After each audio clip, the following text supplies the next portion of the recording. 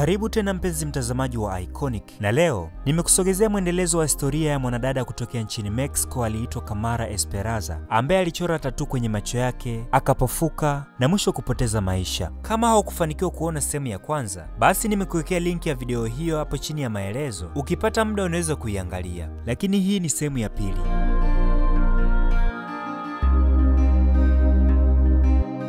Baada ya kuona yote yaliyotokea kwenye sehemu ya kwanza, Kamara kuwakataa wazazi wake, kuchora tattoo kwenye macho yake, kupofuka na mwisho kupoteza maisha, maswali yakawa ni mengi sana, wengi wakihoji kwa nini mwanadada huyu aliamua kufanya hivyo. Lakini hatimaye leo nimeweza kukusogezea mwendelezo wake na utajua nini ambacho kilisababisha mwanadada huyu aweze kuchora tattoo na kwa nini maisha yake yote yalikuwa ni ya siri. Kwanza kabla ya yote, kipindi Kamara ameshakuwa maarufu na tajiri, kiujumla aliwakataa wazazi wake aliozaliwa nao tumbo moja. Hawakuwahi kuona umuhimu wote wa kuwa na dada tajiri maarufu, kwani pamoja na kuwa dada wao alikuwa ni tajiri na alikuwa na uwezo wa kuwasaidia kwa chochote kile ambacho wangehitaji. Lakini kwa bahati mbaya, dada huyu hakuwahi kuwazingatia hata siku moja, wala hakutaka hata kuwaona. Badala yake, ndugu na wazaliwa wa Kamara, baada ya kuona kuwa dada yao hana msaada wowote kwao, lakini pia maisha yao magumu, basi waliamua kuacha shule na kisha kurudi mtaani kuanza kupambana, wakifanya biashara ndogo ndogo sokoni. Watu walipowauliza kwamba kwa nini dada yenu ni tajiri alafu nyinyi mnaishi maisha kama haya, ndugu wa Kamara walimkana na kusema kuwa hawana dada anayeitwa Kamara. Lakini nyuma ya hayo yote, sio kwamba walikuwa wakimchukia, bali ilikuwa ni sauti ya huzuni tu, baada ya kuhisi kama wametelekezwa na mtu ambaye alikuwa na umuhimu sana kuwa kwenye maisha yao.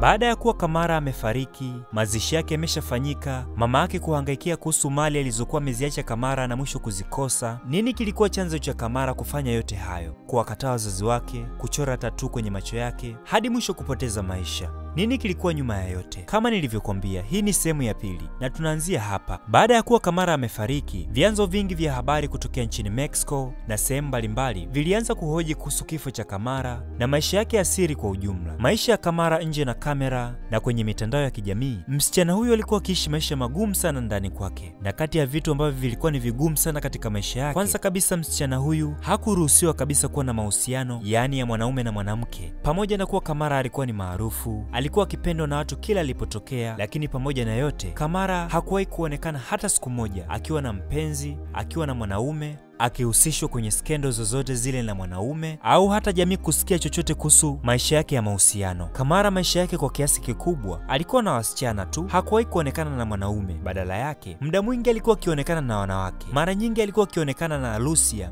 ambaye alikuwa ni rafiki yake wa muda mrefu tangu akiwa wadogo. Sasa kwa nini Kamara hakuwahi kuwa na mahusiano? Media nyingi kutoka nchini Mexico ambazo hazikuwa rasmi sana zilianza kuchapisha uvumi kwamba Kamara alikuwa akijihusisha na mapenzi ya jinsia moja, yaani mwanamke kwa mwanamke. Japo taarifa hizo hazikuwa rasmi sana kwa kipindi hicho, lakini ilisemekana kwamba huo ndio ulikuwa uhalisia wa Kamara. Maisha ya umaarufu, maisha ya kifahari na kumiliki pesa nyingi sana. Lakini nyuma ya yote kulikuwa na siri nzito sana ambayo ilikuwa imejificha kuhusu maisha ya Kamara. Kwa nini alichora tattoo? Je, alichora tattoo kwenye macho yake kwa kupenda? Kwa nini hakuwahi kuwa na mahusiano na mwanaume?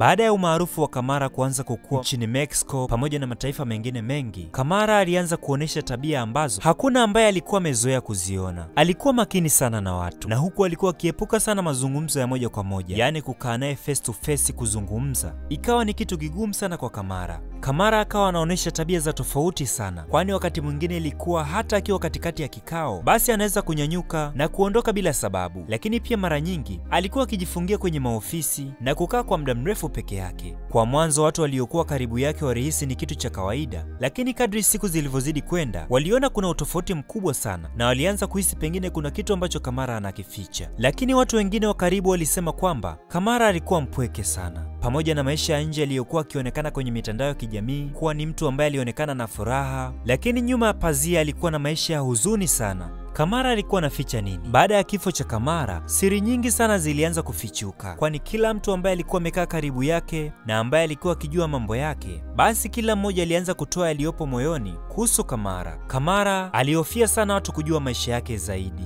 na ndiyo maana hata baadhi ya waandishi wa habari ambao ni wachokonozi kama wale washikaji wa kipindi cha ICU, basi Kamara alikuwa akiwakwepa sana, kwani alikuwa akiogopa wanaweza wakamchimba maswali ambayo pengine atashindwa kujibu na ikawa habari ya mjini kwa nini ameshindwa kujibu. Kiukweli Kamara aliwakwepa sana hao waandishi wa habari, na jambo hilo likaibua maswali mengi sana kwa baadhi ya media ndogondogo. Wakawa wanatoa maoni yao na kuchapisha habari kwamba kwa nini Kamara anakataa kuongea, kwa nini Kamara hataki kuhojiwa, na kwa nini Kamara hataki kuwa muwazi. Wakati mwingine Kamara alionekana kama akiongea na watu, lakini watu hao hawakuwa wanaonekana, jambo ambalo lilizidi kuwapa watu maswali. Msaidizi wake wa nyumbani, nikimaanisha kwamba dada yake wa kazi, alipoanza kuhisi baadhi ya vitu, Kamara alimfukuza haraka sana kabla hajajua zaidi, na Kamara alifanya yote hayo ili kuhakikisha kwamba hakuna mtu ambaye anaweza kujua siri zake. Sasa huenda unajiuliza kwamba tatuu aliyoichora Kamara kwenye macho yake ilikuwa ni nini hasa? Kitu ambacho hawakufanikiwa kujua ni kwamba tatuu aliyokuwa ameichora Kamara kwenye macho yake, ambayo ilimpelekea kupofuka macho na mwisho kupoteza maisha, haikuwa ni tatuu tu kama tatuu zingine. Inasemekana kwamba tatuu ile ilihusiana na masharti na nguvu za giza, huku kampuni yake iliyokuwa imemsaini tangu mwanzo, ambayo iliitwa Bella Vida Agents, ilihusishwa moja kwa moja na matukio hayo. Waliokuwa wakishirikiana naye kwenye kazi au wafanyakazi wenzake walisema kwamba Kamara alilazimishwa au kushauriwa na kampuni yake hiyo ya Bella Vida Agents, kitu ambacho kilianza kwa nia ya urembo na umaarufu, lakini hatimaye kilimletea madhara makubwa na mwisho kuchukua uhai wake. Baada ya tatuu ile, Kamara alianza kuonyesha dalili za kisaikolojia ambazo zilimlazimu kutengwa, na pamoja na utajiri wote aliokuwa nao, lakini aliishi kama chokoratu, kwa sababu hata watu wake wa karibu walianza kumtenga. Pamoja na kuwa alikuwa akionekana kwenye mitandao ya kijamii na furaha, lakini ndani katika maisha yake ya siri alikuwa akiteseka sana. Na haya yote yaliyokuwa akiendelea, mama yake pamoja na ndugu zake Kamara hawakuwahi kujua hata siku moja kwamba ndugu yao alikuwa akipitia matatizo makubwa sana. Walichokuwa akijua ni kwamba mtoto wao au ndugu yao alikuwa akiishi maisha ya kifahari, maisha ya kitajiri na maisha ya raha, na wao walikuwa akiishia kuteseka tu. Lakini kitu ambacho hawakuwahi kujua ni kwamba pengine mateso aliyokuwa akiyapitia yalikuwa ni madogo kuliko mateso aliyokuwa akiyapitia Kamara. Kampuni ya Bella Vida Agency, ambayo pia ilimfanya Kamara kujulikana zaidi na kuwa mtu maarufu, ambayo pia ndiyo iliyomtoa Kamara mtaani na kumpeleka Mexico City, ndio walijaribu kutaka kumshusha Kamara na kumfirisi baada ya Kamara kupinga baadhi ya masharti yao, jambo ambalo lilimfanya Kamara kuhofia kurudi tena mtaani. Mwisho aliamua kukubali masharti yao na kuyafanyia kazi.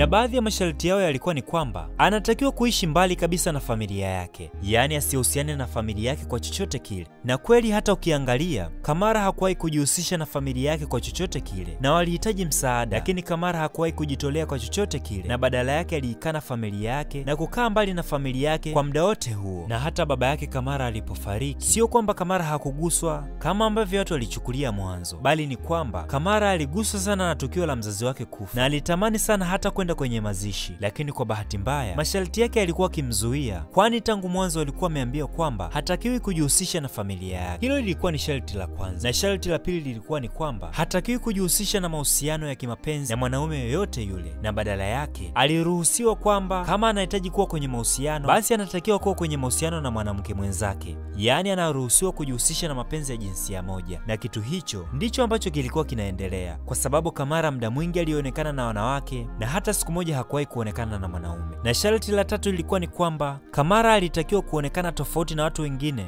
hasa kwenye mwonekano. Na mabadiliko hayo ilikuwa ni kwamba ilitakiwa chore tatuu mwili mzima hadi kwenye macho, apasue ulimi wake utoke mara 2, kufanya plastic surgery ya uso, yaani kujibadilisha viungo. Alitakiwa kuonekana tofauti na watu wengine, jambo ambalo Kamara aliona kuliko kurudi mtaani ni heri ya kubaliane na masharti hayo. Kiukweli Kamara alikuwa akiongozwa na nguvu za giza, na masharti yote yaliyokuwa akipatiwa yalikuwa yanatokana na kampuni yake ya Bella Vida Agents. Na ndipo Kamara alikuwa ameanza prosesi hizo za kutimiza masharti aliyokuwa ameambiwa. Ndipo akaanza kuchora tatuu ya macho kabla ya yote, jambo ambalo liligharimu maisha yake na kumpelekea kupoteza maisha. Baada ya kuchora tatuu akawa anapoteza kumbukumbu, anazimia mara kwa mara, akawa anakesha bila sababu hadi mwisho alipopofuka na kisha kupoteza maisha. Marafiki wa karibu wa Kamara walitamani sana kumsaidia, lakini kwa bahati mbaya Kamara hakutaka msaada kutoka kwa mtu yoyote yule. Lakini laiti kama angejua, pengine paka leo hii Kamara angekuwa anaishi.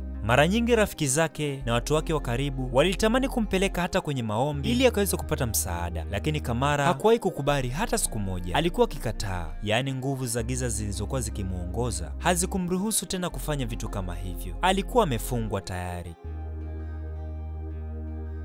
Kwa hiyo akawa anaishi chini ya nguvu hizo za giza. Akawa anaendeshwa kwa kila kitu na hakuwa na uwezo wa kufanya maamuzi yake tena. Kuna kipindi Kamara alitamani kuishi maisha ya kawaida tu, akatembea njiani kama ilivyo watu wengine, lakini nguvu hizo zilikuwa zikimzuia kufanya chochote. Na ikafikia kipindi na ile hali akawa anachukulia ni hali ya kawaida tu. Akawa anaenda kushiriki kwenye ibada za siri, mikutano mbalimbali na kufanya vitu vingine vya siri ambavyo vilizidi kuleta hofu kwa watu wake wa karibu, huku wengi wao wakishindwa kuelewa kabisa hasa hali halisi inayomkumba Kamara. Watu baadhi waliokuwa wakijua maisha halisi ya Kamara na mateso aliyokuwa akiyapitia walijaribu kumshauri Kamara ni heri arudi katika maisha ya mtaani akaishi kama watu wengine tu, lakini awe na furaha. Lakini Kamara hakutamani kabisa kurudi maisha ya mtaani. Kwa hiyo kiujumla, Kamara alikuwa akipitia maisha magumu sana, maisha ambayo watu walikuwa wakiyaona kwenye mitandao ya kijamii yalikuwa ni tofauti sana na maisha aliyokuwa akiishi Kamara. Kamara alikuwa akiteseka, pamoja na kuwa alikuwa ni tajiri. Hadi leo dunia inamkumbuka Kamara. Alifurahia na kupenda mitindo, alijulikana kimataifa, lakini umaarufu wake haukuwa wa kupangwa na Mungu, bali umaarufu wake ulikuwa ukitokana na nguvu binafsi, hasa nguvu za giza. Misimamo ya Kamara, tamaa alizokuwa nazo vikampelekea kupoteza maisha. Hadithi ya Kamara inabaki kuwa funzo kwa jamii na dunia kwa ujumla, na hii ni katika kila namna: kisaikolojia, kijamii, kiroho, na kwamba umaarufu na mali pasipo furaha basi ni sawa na hakuna kitu.